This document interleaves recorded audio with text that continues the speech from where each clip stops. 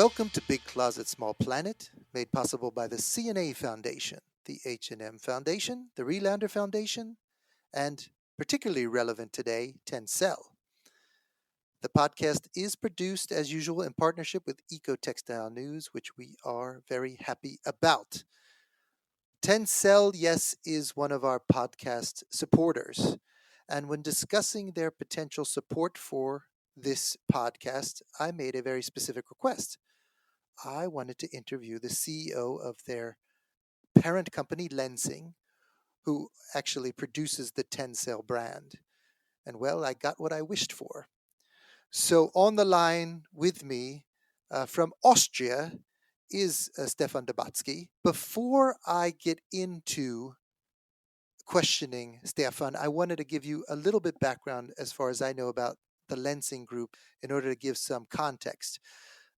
Lenzing, they focus on producing wood-based cellulose fibers, and they use these fibers in the textile industry, of course, in outerwear and sportswear and homes textiles.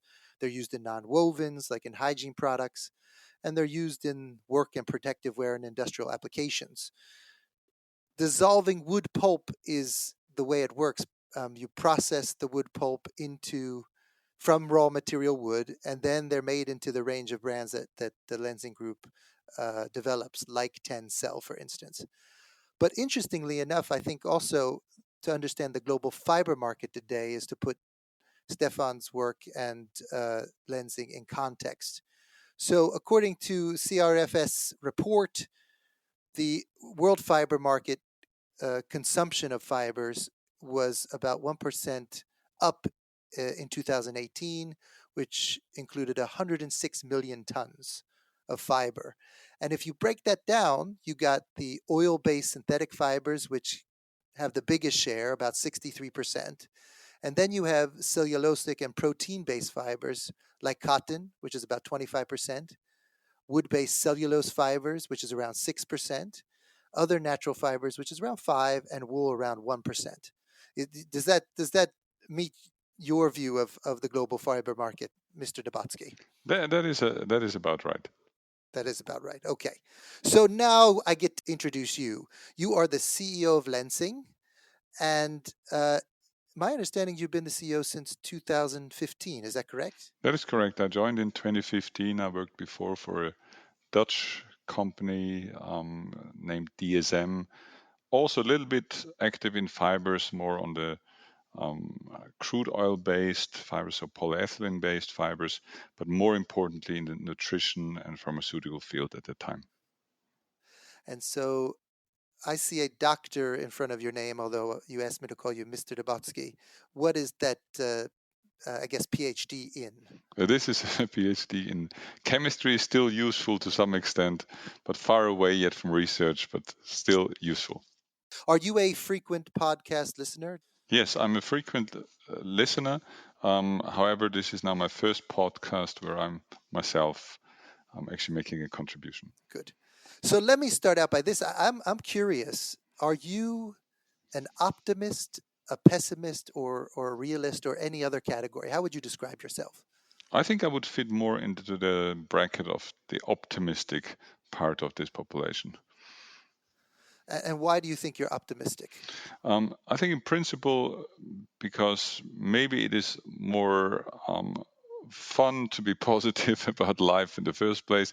But the second reason is that I think that mankind has so far proven to be able to rise to whatever challenge there is and find solutions that at least looking back, people could not have imagined some 10, 20, 30 years back that we would have those solutions, and what looked like an unsurmountable problem at a moment in time actually then looked like a manageable challenge. And do you think that there are certain conditions necessary to ensure that we take advantage of that innovation potential that humans have? Yes, there are certain boundary conditions that you need to have. I think number one, you need to be open to experiments. You need to be open also to failures, and you need to take certain risks. And if society, governments, people are not open to take those risks, it's very difficult to make progress. So that, I think, is one condition. The second condition is that you help people to focus on certain things whilst interacting with others. And I think this narrowing down of options and the option space very often helps people to become more innovative and societies to be more innovative. So focus on certain things whilst allowing innovators to connect to others, because that, I think, that often brings the ideas out of the box. So you're not so worried about the future, or how would you frame your view on the future given the range of macro trends that we see today? I would group it in maybe two different buckets. If you look at macro trends more on the political, economical front, I think we go to turbulent times.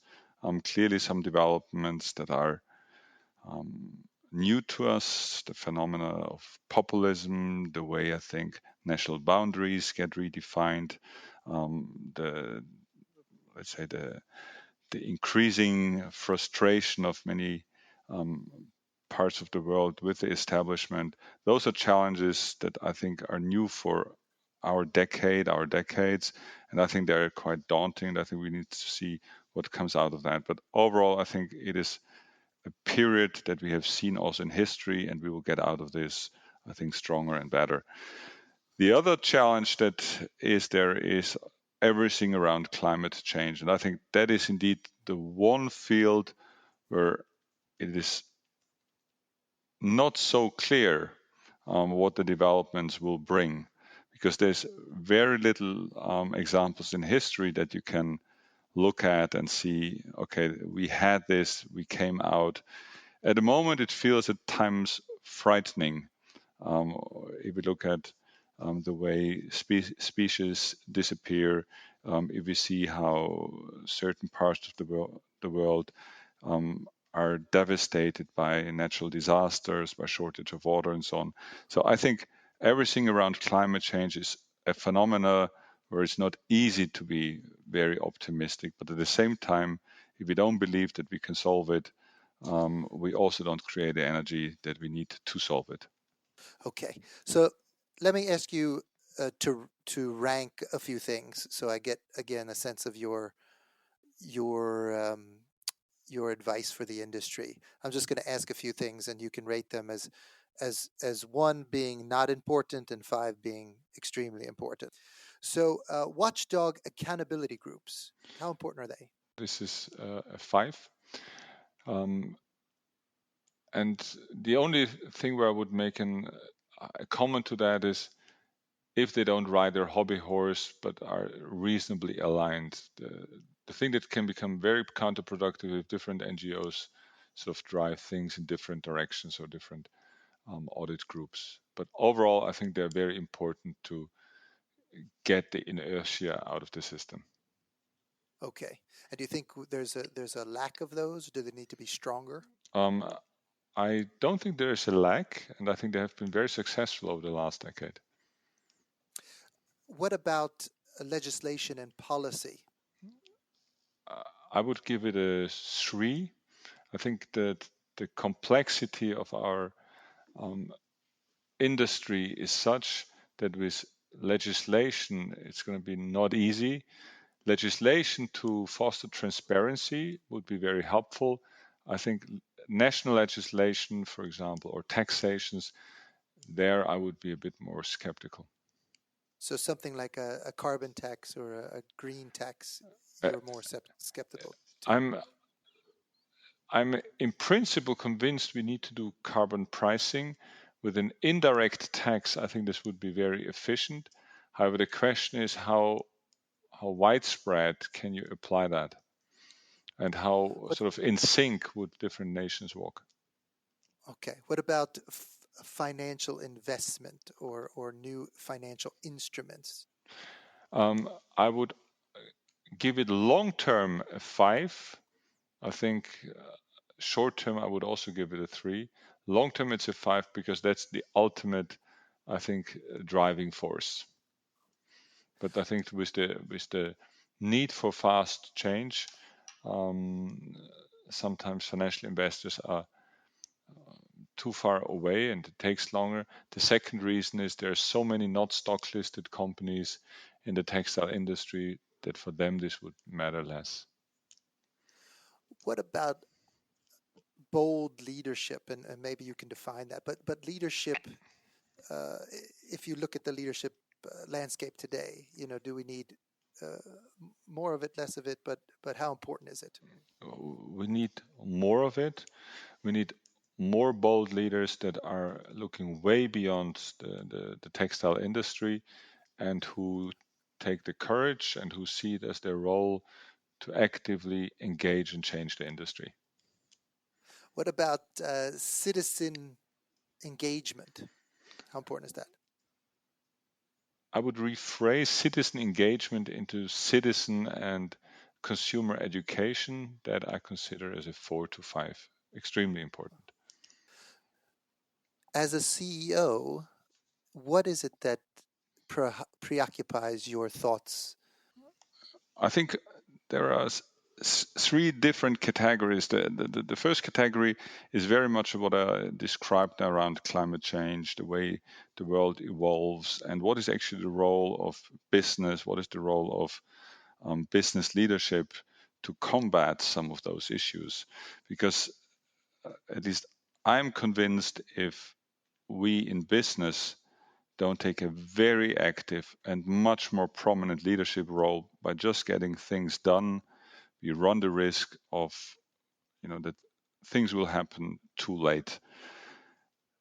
Whether we like it or not, it's we have been in a period where it's more about short-term value creation, and I think we are now in the period where longer-term orientation is absolutely of paramount importance, and that economic value today, license to operate, future value, those things that become very intertwined. So the whole, I think, notion of finding ways to make a contribution to climate change is absolutely essential. And that brings me then to point number 2, and this is what is the Lenzing role in this. But we think we have a very specific proposition to make a contribution to climate change and to the textile industry, to change the dynamics of the industry, and to execute on this potential, to execute on this intrinsic opportunity for the company is on all facets, whether it's innovation, whether it's operation, whether it's branding and marketing. I think the second thing that keeps me mentally quite engaged.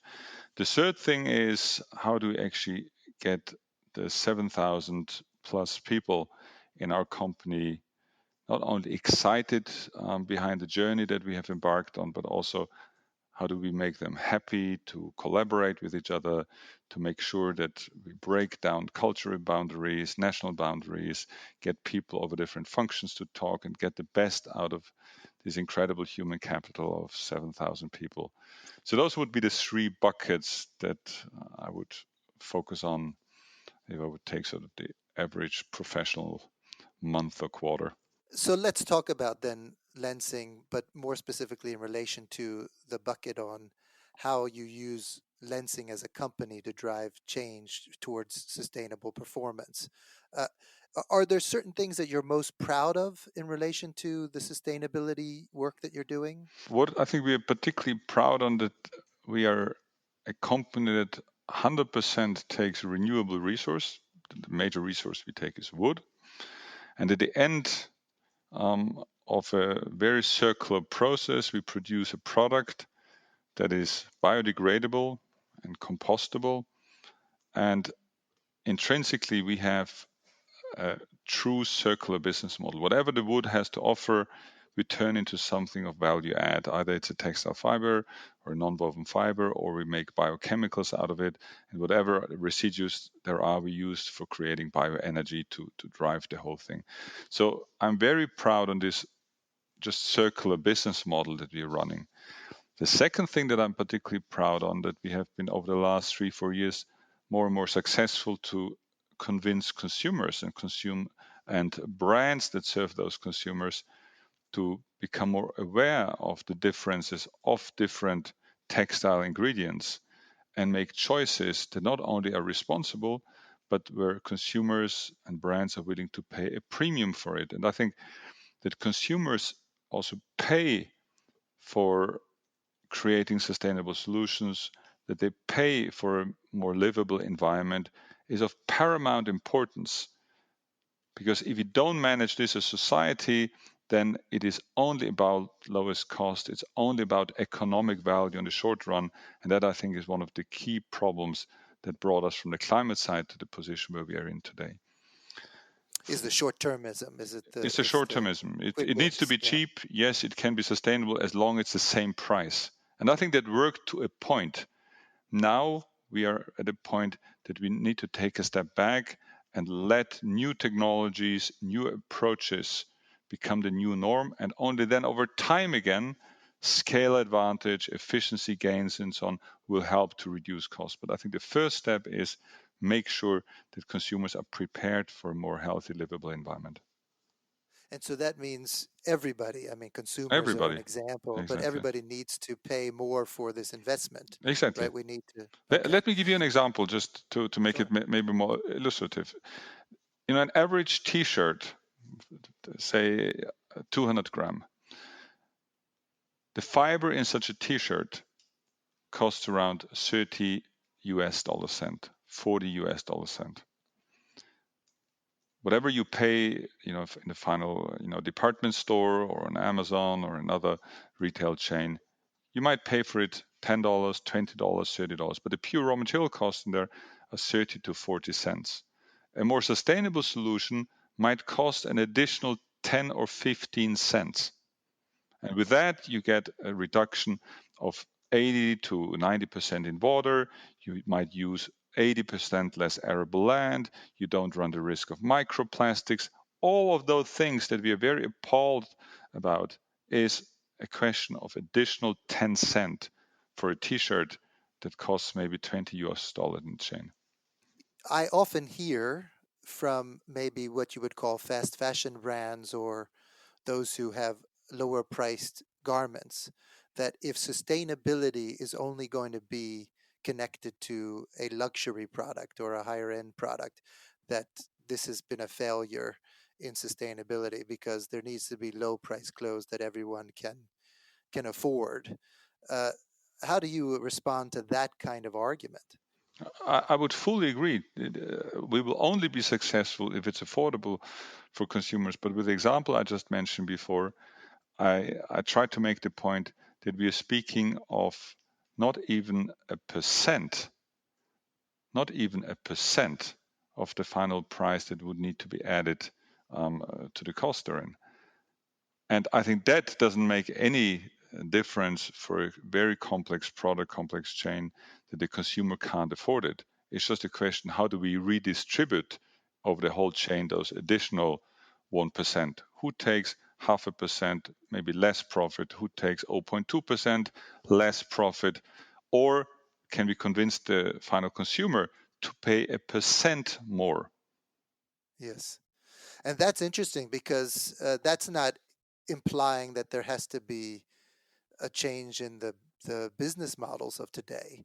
It just implies that we just need to increase prices very, very minimally to achieve this kind of goal that you're saying. Do you think that there's, though, a requirement for a larger transformation beyond just adding a few cents to the cost of producing clothing?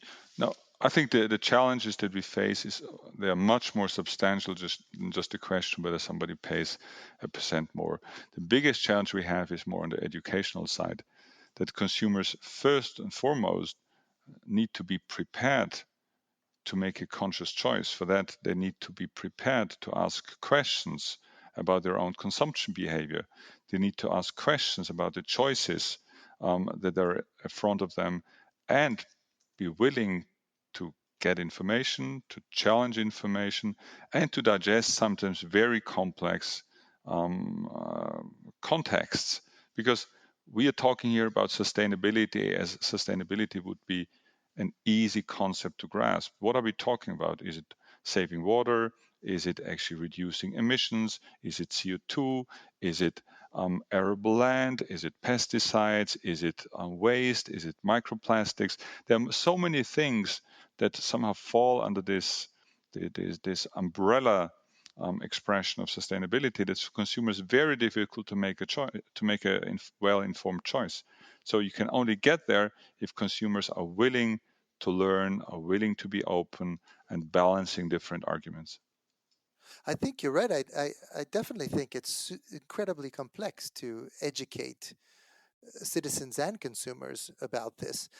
Uh, I want to hear your view on another take, which is that we may have a difficult job educating consumers in time to make the demand what that needs to be to change an industry at the pace we need to change it, if you follow me there.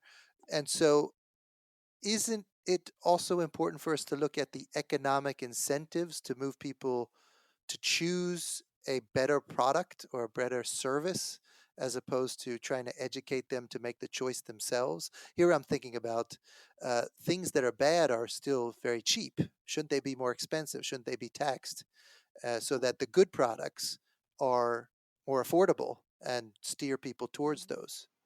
I would 100% agree with you. We need to make sure that resources that are not renewable or practices that are not attractive command, I think, a price premium for the consumer that somehow reflect the societal loss that you have with this. So absolutely.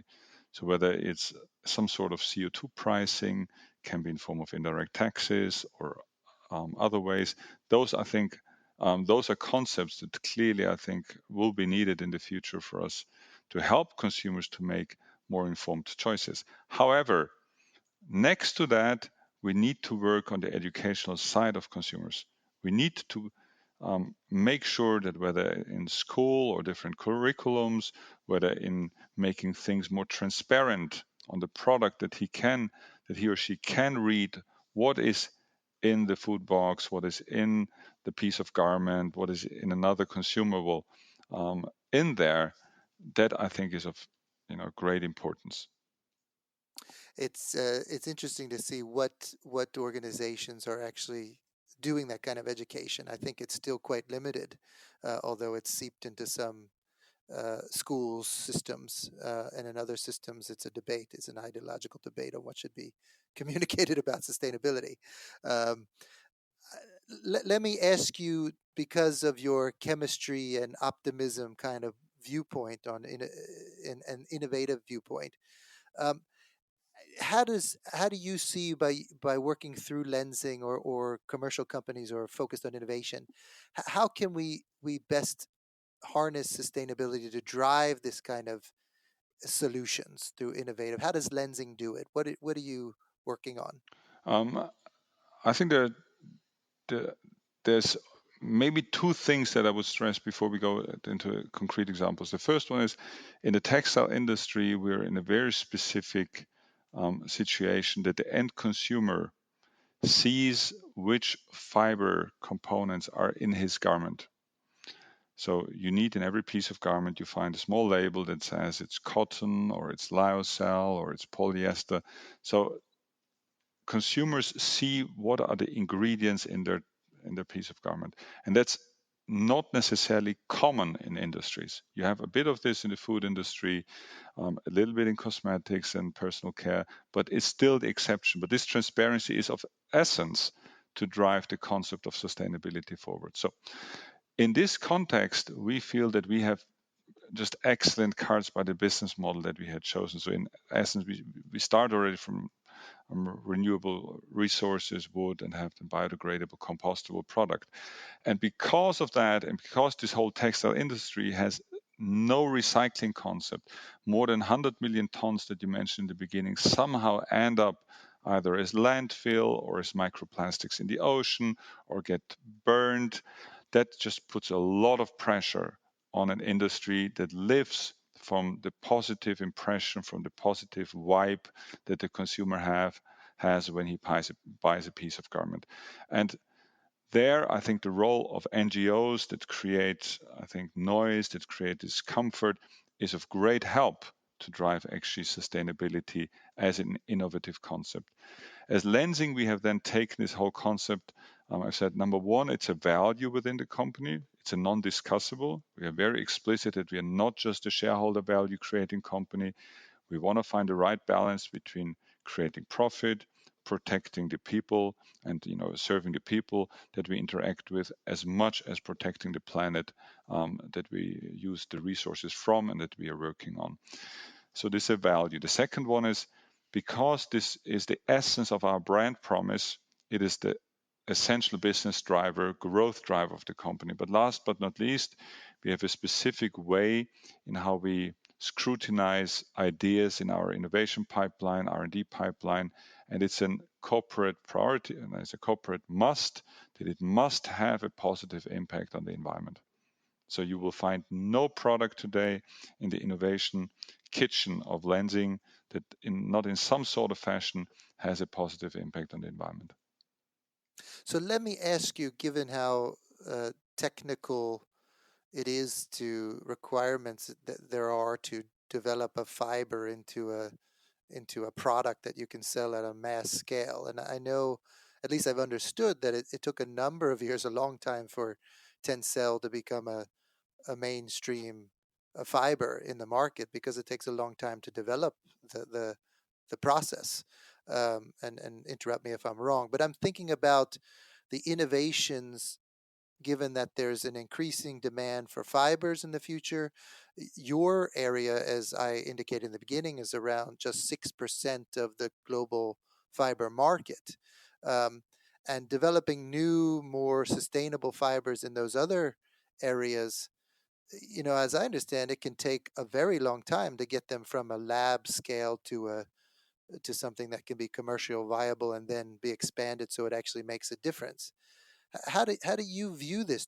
What is the recipe for success if you have to invest just hundreds and hundreds of millions, if not billions of dollars, to get something from a new idea to commercial scale, and it takes 10 to 15 years or so? No, you're absolutely right on the conservatism of the whole industry. If you look at two fibers that are very relevant in our basket, lyocell and modal, both of those fibers are considered as a very young addition to the fiber basket. Modal is older than 50 years and lyocell is now older than 30 years. And they're now, lyocell is considered as an extremely young, innovative fiber, and it's 30 years out there. The reason why it takes so long, it's a very complex chain, and everybody, whether it's a spinner, whether it's a weaver, a knitter, and the dyeing and finishing, the garment making, they all need to get used to this new material. And of course, let's not forget, we as consumers, wearing textiles is something that we are very particular about. We men, we are used to cotton shirts for decades. Our fathers wore cotton shirts, our grandfathers did, and we grew up with them. And to have something that gives you a little bit different touch, feel, optic is something that takes a lot of getting used to until it becomes mainstream. And that's why it just takes long. For us, this is in part a challenge, but it is also a great fortress, if I would call it that way. Because in order to be very innovative, it's very helpful to focus on certain technology platforms. For us, the lyocell technology platform is the essential platform that we innovate from. So from this technology platform, we branch out and do add-ons. So we're using the same chemistry, if you wish, we're using the same processing, if you wish, but we make different things out of it. So if I just now take it a bit more holistic, this platform from where we make today so-called staple fibers are 38 millimeter long fiber pieces. This comes all the way back from cotton. It's sort of a bit the standard of textiles. You could also think of making a filament that is more like a silk product. Technologically very demanding, because suddenly you don't need to have just a 38 millimeter piece. You need to have kilometers of fiber that are exactly stable, processed the same, and that's technologically difficult. And later on, again, it needs to be processed in the industry. You can make immediately a web out of this. You could think of making films out of it. It is a new category of polymer, which is natural, and that you can put in all kinds of different forms. And that is the kind of application that I'm talking about, where you found the right platform over 30 years, you have established it, and from there on you branch into new applications. And so, if you step from that and say, well, you're worried about the climate change, you think it's a crisis here, like many of us. You're worried that we're maybe not moving fast enough given the urgency of it. And if it takes so much investment and time to get to a point where you're ready to innovate, is there a way that companies like Lenzing could be bolder given your boundaries? I'm just wondering, when I'm sitting involved in a project which is about assessing the financing gap for innovations, it's in our current estimations, it's in the billions and billions of dollars for the fashion industry. Could Lenzing, I know you're doing a lot and you're proud of what you're doing. Could you do more? Is there something you could be bolder on to help drive the industry even farther forward?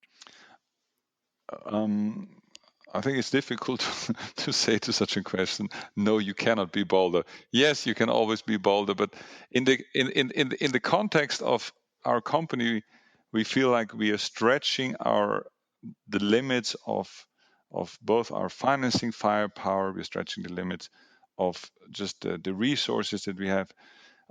If our plans all are approved as we have them now, we're going to be investing close to $2 billion US dollars over the next 3-4 years. And that for a company of our size is just massive.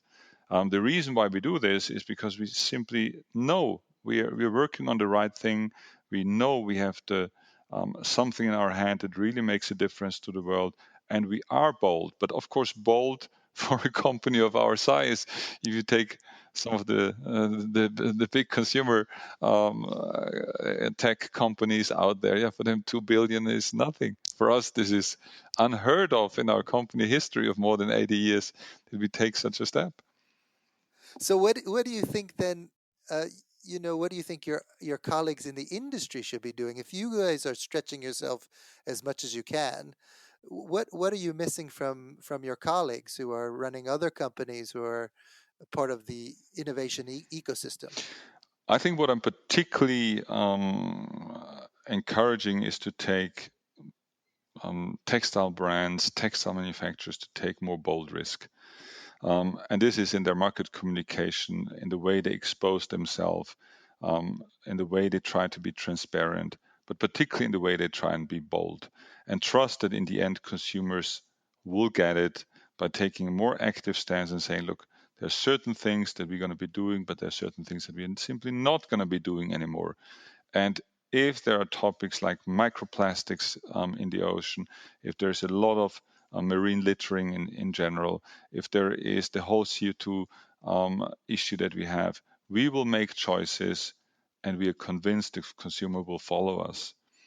And we will communicate as intensely as we can think of, just to make sure that they get it as fast as possible.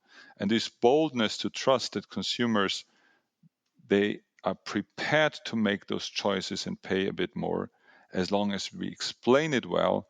To have this confidence in people, I think, is essential. And does that also include those actors who are actually demanding the returns from those companies? I would say so. I would absolutely say so. And there I see a lot of progress, by the way. If you look today in the sophistication of many of the investment funds, how they use different sustainability indices, rankings to make their choices, how much money is, over the last 10 years has been shifted into funds that are more focused on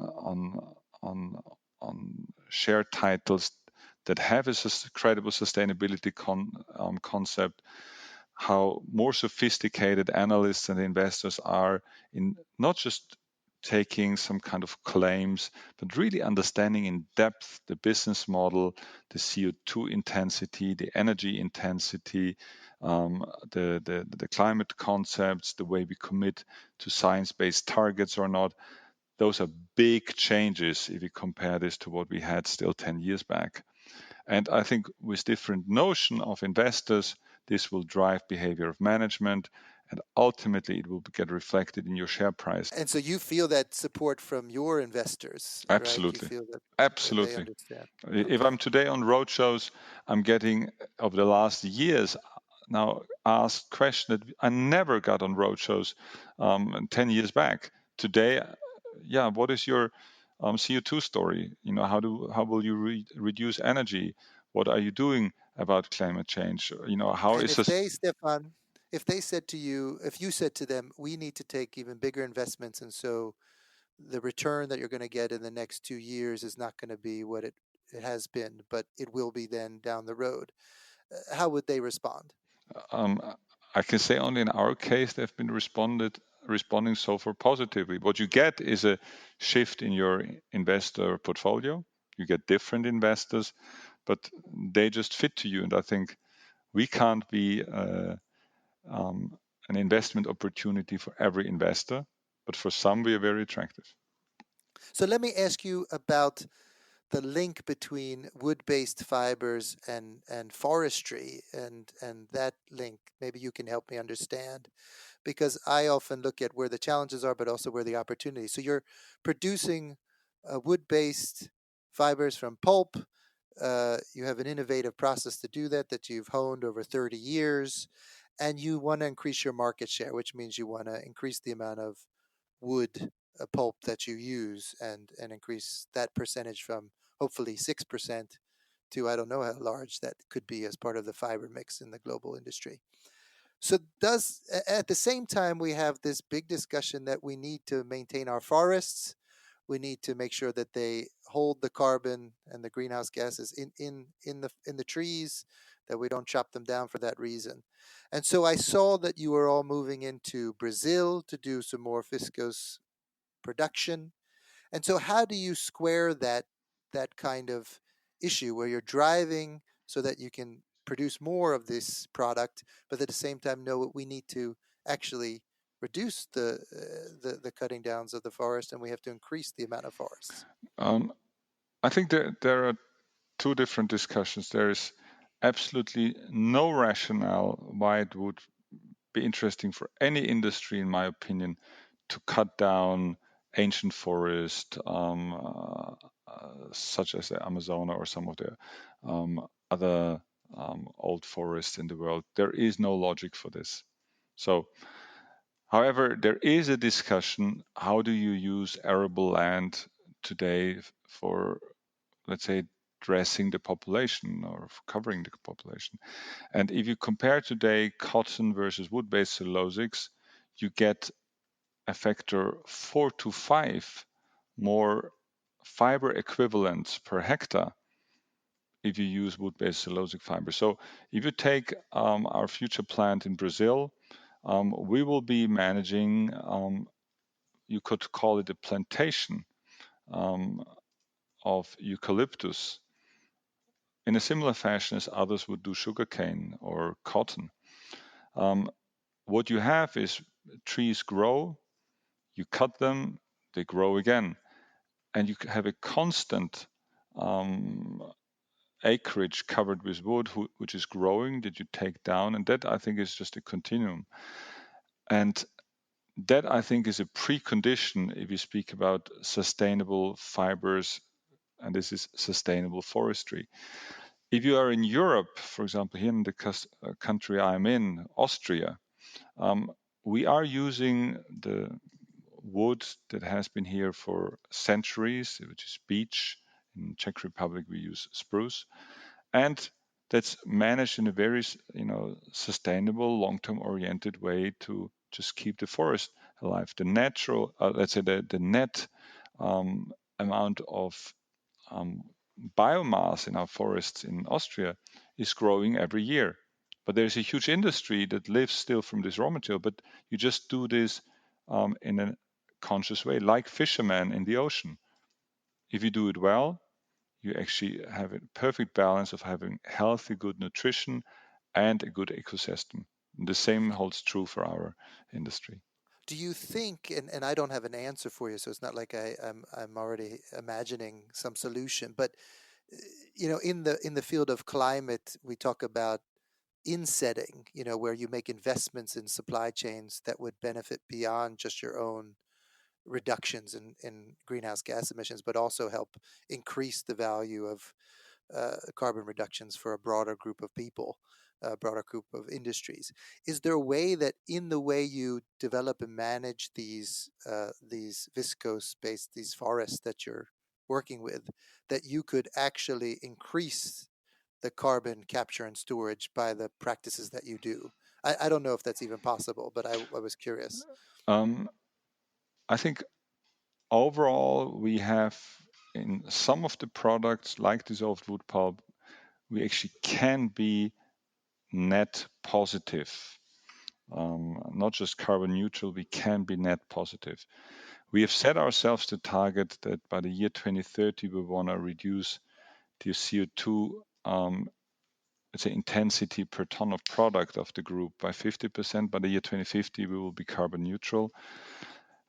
Our practices clearly, I think, are such that if they're applied across the world, that it would help further CO2 sequestration by just having more healthy forests. But that is not so much, I think, a company spiel of Lenzing.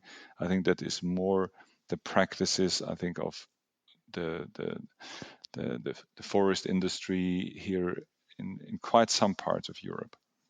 And just to wrap up, what do you think you want to see happen in the world, given that you're a business leader and a citizen? What do you want from your colleagues, from your peers, to do more of or less of? I think that in essence, what I would like to see more of, that purpose and being something is more important than having something. And I think that is true for companies, that is true for individuals. So if we can see more of that among leaders, of trying to change something to create a different environment rather than to simply have more or be bigger, that I think would make quite a difference. Mr. Doboczky, thank you very much for your time. Thank you very much. It was a pleasure talking to you.